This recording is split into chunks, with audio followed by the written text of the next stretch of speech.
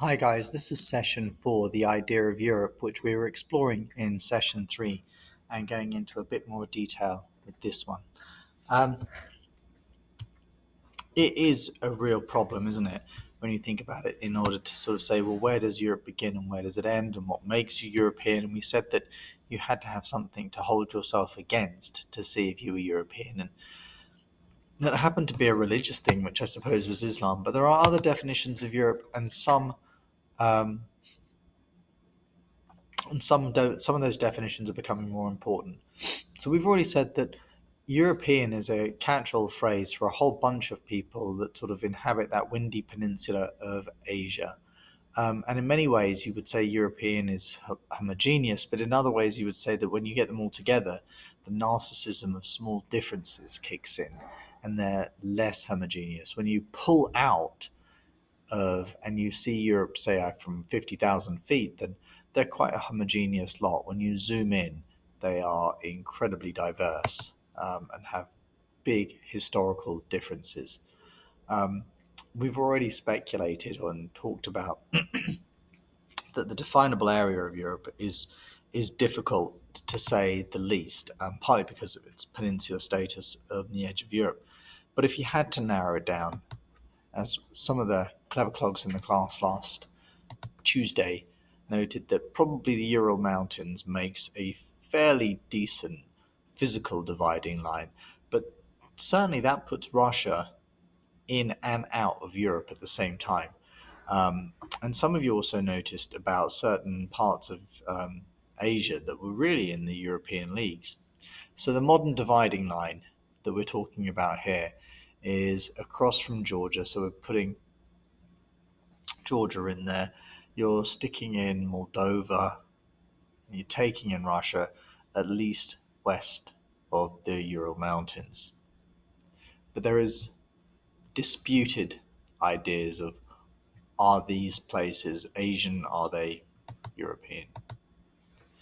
But why is the line there? And it's down to this guy. He's an ethnographer and a cartographer. Cartographer is someone that projects maps onto flat surfaces, someone who draws maps, and an ethnographer, someone who studies different ethnicities, the non-hereditary characteristics that make up humans, non-hereditary. Ethnos from the Greek word clan. These are non-hereditary things like languages and religion. And he said the people of what we would consider some parts of Asia, particularly in Russia, have more characteristics, more ethnic characteristics in common with Europeans, and therefore they are European. And he is the one responsible for putting in that Ural boundary. And he made this distinction, and some could speculate, maybe out of bias as a Russian himself, so that Russia could claim to be an Asian power and a European power. And I think there's grounds to say that it could be that. Um, since the fall of the USSR, though, and of course Vasily Taschev is not from the USSR prior to that, but since the fall of the USSR, some Soviet states have raced to become more European, um, and others have not. Belarus is the famous exception of the state that has sort of almost remained rather like the USSR that it was once part of. The Baltic states, Latvia, Lithuania, Estonia, that were latecomers to the USSR anyway, that weren't initial joining members, whether forcibly or not, were the ones that broke away the quickest and joined on to the European Union and Europe very quickly, and have had very little problem assimilating and are now quite vibrant economies. Some are still closer to the original Russia, and Russia is clinging to them. Moldova and the Ukraine are the ones that really spring to mind here, particularly Moldova, and as you get down here into the Caucasus, it gets even more clingy. So, what about Russians? Do they see themselves as European, Asian, Eurasian, or Russian? Well, if you read the article that is on this session, we said that Russian identity is hanging. It's changing and it's going through a bit of a crisis in some ways about what it means to be Russian, about what Russian is, and a sort of lack of confidence in their own state. Some Russians distrust the West. That's a long feeling of animosity, and it's intensified actually in the last 10 years. That Cold War um, had a brief sort of thaw, I think, really, and it's back and it's quite chilly. And I think, well, we go through this maybe in another lesson, but the amount of intelligence officers gathering data on either side in capitals like New York and London is pretty much at what it was at the Cold War level. Some Russians definitely see themselves as the bridge between East and West. That they're this group that unites those two continents. Other people will speculate and say that all the Russians are neither Eurasian or neither Asian or Russian, are either Asian or European. They are something completely different. Um, we do know that the Cold War and communism has long influenced the identity of the region and has given it an identity beyond what is just European or Asian. And in fact, that was the aim in some ways of communism, was to get away from national identity, um, and to sort of see yourself as a worker, a Soviet first, before anything like a Russian or a German or something like that. Nevertheless, some parts of former Russia are distinctly now in Europe. Azerbaijan, Armenia, and Georgia are all members of the Council of Europe, not members of the European Union, but members of the Council of Europe, and more later about what the Council of Europe is.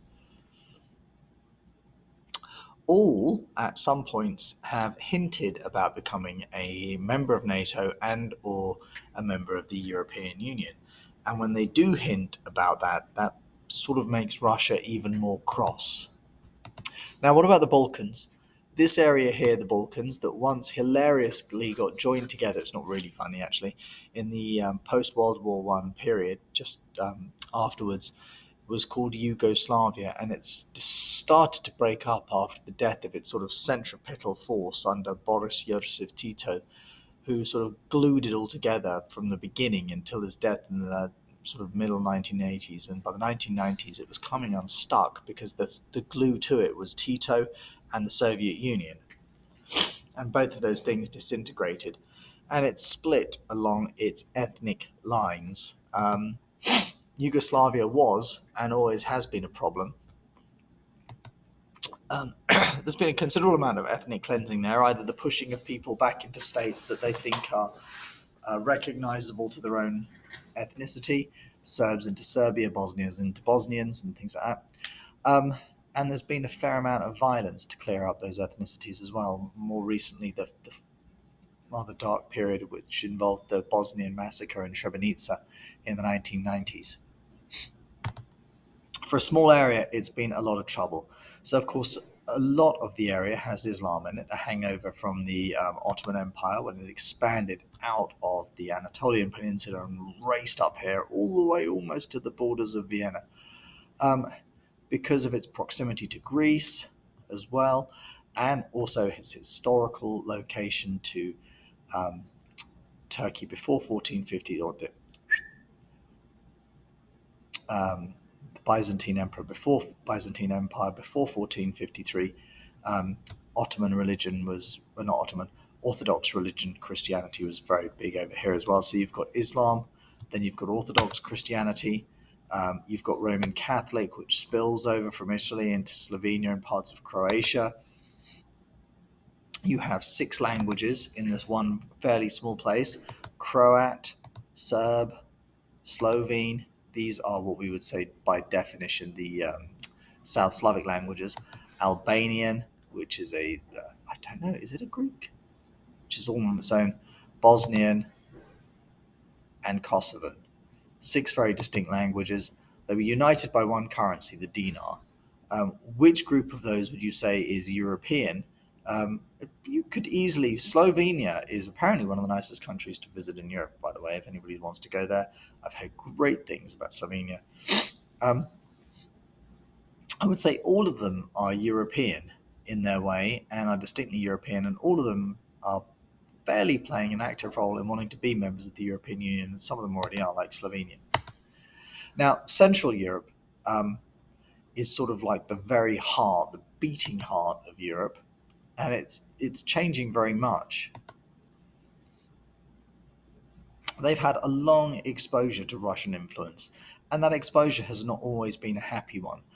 Countries like Poland have a tremendous distrust of Russia on its eastern border, um, and is really upset sometimes when Europe and particularly the United States talk about the reduction in sort of NATO presence in Europe.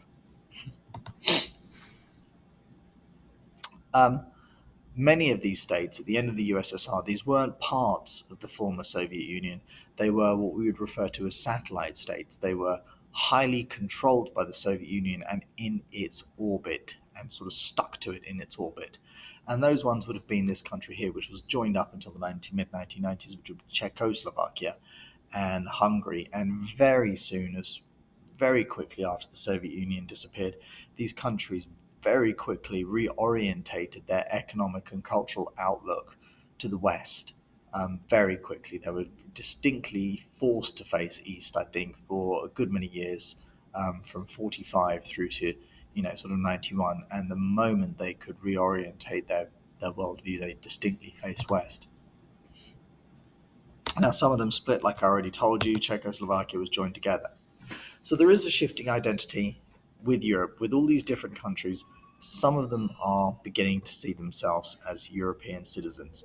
On this French map, um, you can see that predictably, I would say, countries that feel themselves to be less European are the ones that have very distinct emphasis on their own national identity. So the British. Now, hold on. There is a huge exception to that, and that is look at the Irish. The Irish, which are very proud of their ethnicity, and hold it very dear to themselves, because in many cases it was nearly eradicated. Nevertheless, also feel distinctly European, and I think that's because what the European Union has meant for Ireland. But countries like Great Britain, France, Belgium, and Italy are sort of part of a gang of countries that feel like membership of the EU is washing out their own national identity and reducing their influence. Um, a bit of a strange idea from my mind, but there you go. So, in some places in the European Union, European identity is strengthening. It's strengthening in Central Europe, definitely, and in the countries that have joined in the former Soviet satellite states. So, Hungary, Bulgaria, Romania, and in the Baltic states, former parts of the Soviet Union, Lithuania, Latvia, Estonia. It's very big in Portugal as well for the same reasons that it is in Ireland. Membership has been very beneficial for them.